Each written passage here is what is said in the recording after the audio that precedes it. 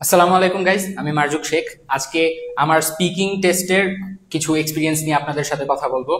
তো আমি কয়েকদিন আগে আইএলটিএস এক্সাম দেই। স্পিকিং পার্টের আগে একটু নার্ভাস ছিলাম, বাট নিজেকে বোঝাচ্ছিলাম যে এটাকে যদি আমি একটা এক্সাম হিসাবে চিন্তা করি তাহলে অটোমেটিক্যালি আমি নার্ভাস হয়ে যাবো আরো বেশি এবং ভয় পাবো।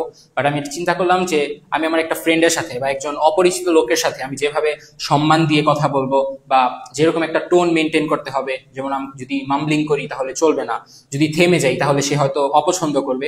এই বিষয়গুলো আপনার মাথার মধ্যে সেট করতে হবে এবং আমি এগুলো নিয়ে চিন্তা করছিলাম এবং চিন্তা করছি যে এটা এক্সাম হিসাবে না নিয়ে একটা কনভারসেশন হিসাবে নিব, যে তার সাথে কথা বলবো এবং চলে আসবো, এরকম একটা চিন্তাধারা নিয়ে আমি গিয়েছিলাম।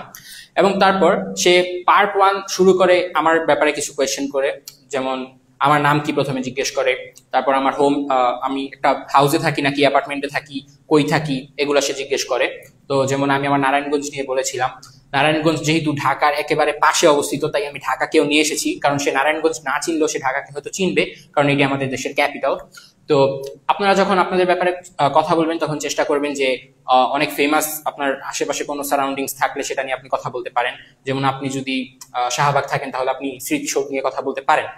আর তারপর সে আমাকে জিজ্ঞেস করেছিল যে আমি যদি আমার বাসস্থান নিয়ে কিছু চেঞ্জ করতে চাইতাম তাহলে আমি কি চেঞ্জ করতাম। তখন আমি তাকে বলেছিলাম যে আমি আমার রুফটপে একটা সুইমিং পুল করতাম, কারণ আমি সুইমিং করতে ভালোবাসি, কিন্তু আশেপাশে কোনো সুইমিং পুল নেই। তো এই ব্যাপারটা হয়তো তাকে একটু ইমপ্রেস করেছিল সামহাউ। তো আপনারা চেষ্টা করবেন তাকে ইমপ্রেস করার, কারণ সে যদি ইমপ্রেস হয় তাহলে আপনার প্রতি তার একটা ভালো মাইন্ডসেট আসবে এবং সে আপনাকে নাম্বার বেশি দেওয়ার কথা চিন্তা করবে। এবং সে আমাকে পার্ট ওয়ানে আরো জিজ্ঞেস করেছিল যে আপনি কি মনে করেন কাউকে কি কোনো ভালো কাজ করলে উৎসাহ দেওয়া উচিত নাকি উচিত না, যদি উচিত হয় তাহলে কেন উচিত, এবং মা বাবাদের কি উচিত তাদের সন্তানকে ভালো কাজে আরো উৎসাহী করা, এরকম আরো অনেক কোয়েশ্চেন সে জিজ্ঞেস করেছিল।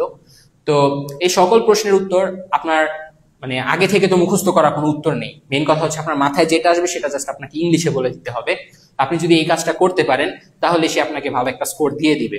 এবং পার্ট টু তে আপনাকে যেহেতু আগে একটা টাইম দেওয়া হয়, সেই টাইমে আপনি অনেক কিছু ভাবতে পারবেন, বাট পার্ট ওয়ানের আগে আপনি অনেক কিছু ভাবতে পারবেন না। পার্ট থ্রিতেও সেম।